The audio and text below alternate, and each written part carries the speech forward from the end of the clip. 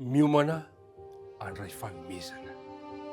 Miomana andray fanomezana. Manasanao anaraka izany hatramin'ny farany.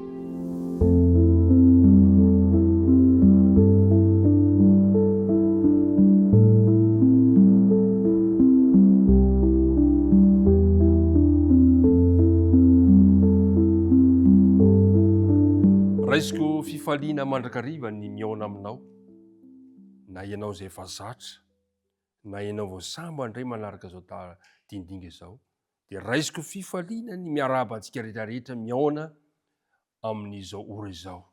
Mino aho fa mifanakaiky misy ny fotsika satria ilay Andriamanitra mampifandray antsika amin'ny lalan'ny fanahiny. Tonoana mandrakariva ho anao sy ny ankonanao ny fiadanan'ny Tompo sy ny fitahiana mananambiampy amin'ny alalan'i Jesosy Kristy ilay tiantsika. Iaraka hivavaka isika raha nomboka izao dindinika izao. Rahabe fitiavanao, misaotra anao izay noho ny amin'i Jesosy Kristy, ilay Tompo sy mpamonjy anay, ilay tianay ary mbola tianay mandritra ny mandrakizay. Misaotra anao izay noho izao fotoana izao izay ahafahanay miaraka mandinika ny teninao. Mangataka izay Tompo, ny amelanao ny elokay, ny hanadiovanao anay ka ny fotoana takan'izao dia mahoanitra kasitrahana eo anatrehan'ny seza fiandriananao. Dia aoka ny fanena masina ary ny toetra ty amponay aminaran'i Jesosy. Amen. Teo tendrombohitra Sinay no misy an'ireo voakan'Andriamanitra ankehitriny, hanomezan'Andriamanitra an'izy ireo ny fanekena, men'Andriamanitra fanomezana izy ireo. Mialohan'izay nefa dia andeha jerentsika indray ilay andininy natao tadidina, mbola lavalava ilay izy. Nanomboka omaly isika dia mbola mimbakavaka eo ka andao iarahantsika mijery ihany aloha e. Exodôsy 8:1-2 ka hatramin'ny 15 hatramin'ny 21. Manao hoe, ianareo efa nahita izay nataoko tamin'ny Egyptianina sy izay nitondrako anareo tamin'ny elatry ny voromahery sy ny napakanesako anareo aty amiko koa ankehitriny. Raha iain'ny feoko sy ianareo, raha iain'ny feoko tokoa ianareo ka hitandrina amin'ny fanekeko dia ho rakitra soa ho ahy ianareo, mihoatra noho ny firenena rehetra ianareo fa any tany rehetra, dia ho fanjakam-pisorona sy firenena masina ho ahy ianareo. Ry mpiara-midinika namana, ao amin'ny Exodôsy 8:10 manomboka amin'ny 7 ka hatramin'ny 5 ny dindinika ifanaovantsika. Manasanao rehefa misy fotoana dia mba vakianao miadana izany. Ao amin'ny 9 mantsy no nanomezan'Andriamanitra taridalana iomanana andray ilay fanomezana. Mahafinaritra izany. Misy fiomanana natao. Ny soramandry eo aloha dia hitantsika tsara, manasanao nokatra baibolinao. Ny fiomanana ny zanak'Israely alohan'ny nanomezan'Andriamanitra azy ny lalàna. Andriamanitra dia manome torolalana manokana amin'izay tokony ataon'ny zanany mandrakariva. Ho fiomanan'izy ireo dia nomen'Andriamanitra izany taridalana izany. Inona nataon'Andriamanitra voalohany eo amin'ny 10 hoy izy hoe, ary hoy Jehova tamin'i Mosesy, mandehana ho eny amin'ny olona ka manamasina azy anio sy ampitso ary ampanasao ny fitafiana izy. Misy baiko nomenan'i Mosesy, mandehana manamasina ny olona, atokany ireto vahoakako reto, atokany izy ireo, amasina ary ampanasao ny fitafiana. Mila midio ivelany, fahadiovana ivelany amin'ny fanompiana tany manontolo an'Andriamanitra. Nasaina ny voninao amin'ny fisehoana, mahatalanjo ny voninahitran'Andriamanitra ireto vahoakany ireto. Nasaina niomana izy ireo. Dia hoy izy amin'ny 9 tapany voalohany, ary eo ka samy miomana amin'ny andro fahatelo izy, fa amin'ny andro fahatelo ny hoidinan'i Jehova eo mason'ny olona rehetra. Mazava ny taridalana, mazava ny fotoana, asavy miomana ny olona. Ry mpiara-midinika namana, mahafinaritra fa eo amin'ny fiandrasantsika an'i Jesosy dia asaina miomana koa ny tsirairay avy. Asaina miomana isika rehetra.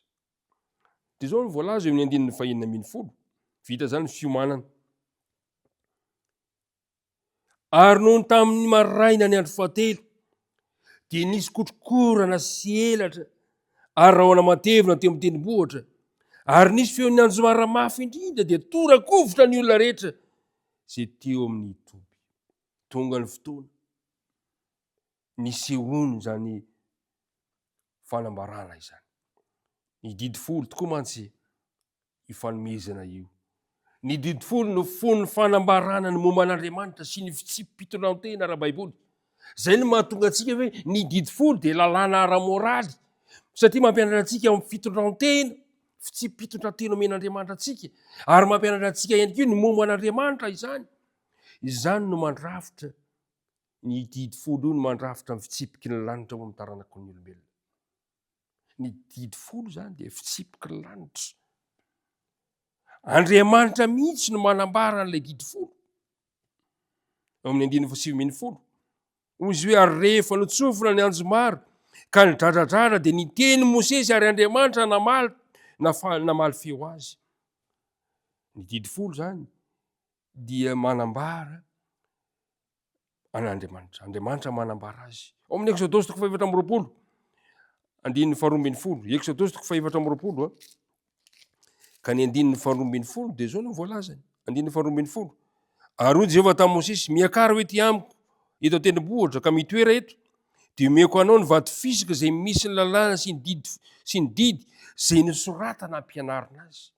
Exodosy 1:30 ka ny andininy 20 dia zao no voalambarana ny ten'Andriamanitra. Ary rehefa vita ny tena nataony tamin'i Mosesy teo tendrombohitra Sinai dia nomeny azy ny vato fisika roa zay nisy ny vavolombelona dia ny vato fisaka voasoratra ny ratsan-tanan'Andriamanitra. Andriamanitra mihitsy no mpanoratra voalohany nanoratana ny didi folo. Dia izy ihany koa no nanolotra an'izany amin'ny Mosesy. Amin'ny teny hafa dia lazaina hoe vavolombelona ihany koa ny didi folo, fa teny fanekena. Fanekena no men'Andriamanitra, teny folo, teny fampanantenana. Zany ilazana avokoa ity fanomezana ity. Nasaina hiomana handray an'izany teny vavolombelona izany reto vahoaka reto. Nasaina niomana handray izany teny fanekena izany reto vahoaka an'Andriamanitra. Nasaina niomana handray le teny folo, teny fampanantenana ireto vahoaka an'Andriamanitra. Ry mpiara-midinika namana, Andriamanitra no nanoratra ny didi folo. Zao nefa misy roa ny fitanisanan'ny didi folo. Misy fomba roa izy ireo. Amin'ny voalohany ao amin'ny Exodosy 4:20 andininy 1 ka hatramin'ny 7:10 dia Andriamanitra mihitsy no nanoratra azy. Fa amin'ny Deutéronomie 5 andininy 1 ka hatramin'ny 7:10 indray dia Mosesy indray no nilaza zany ambava teo anatrehan'ny olona. 40 taona tateo aoriana nanomezana izany didi folo izany. Nampatsihivo ny Mosesy an'ireto vahoakany zany, nambara teo am-pahabemaso izany toe-javatra izany. Ry mpiara-midinika namana, ny apôstôly dia namitana izany koa amin'ny Romana 13:10 andininy 4 ka hatramin'ny 10 nilaza izy manao hoe io fanomezana io dia tsy inona akory fa fitiavana. Ary marina izany satria ny fitiavana tokoa no mamitina ny lalàn'Andriamanitra amin'ny Andriamanitra fitiavana n'Andriamanitra. Zany hoe raha tena jerena zany raha fitinana ny fitiavana ny omana ilay fanomezana reto vahoaka an'Andriamanitra. Inona ilay fanomezana? Ny fanomezana nomenan'ny olona teo tendrombohitra Sinai dia ny fanomezana ny maha-Andriamanitra fitiavana n'Andriamanitra.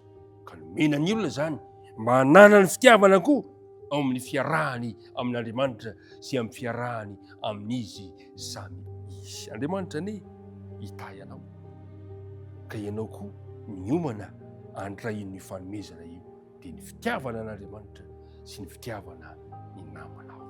Ombanao any Andriamanitra satria ianao dia vahoaka izay efa nofidy, rakitra soa azy ary fanjaka misorona. Ombanao sy ny ankonanao an'izy. Hivavaka antsika tompoko. Andriamanitra araina io, misy fiomanana mandrakariva izay omenao anay. Misy fiomanana mandrakariva izay tianao tanterahinay. Tahaka ny fiomanana ataon'ny vahoakanao tamin'ny nanomezana ny lalàna.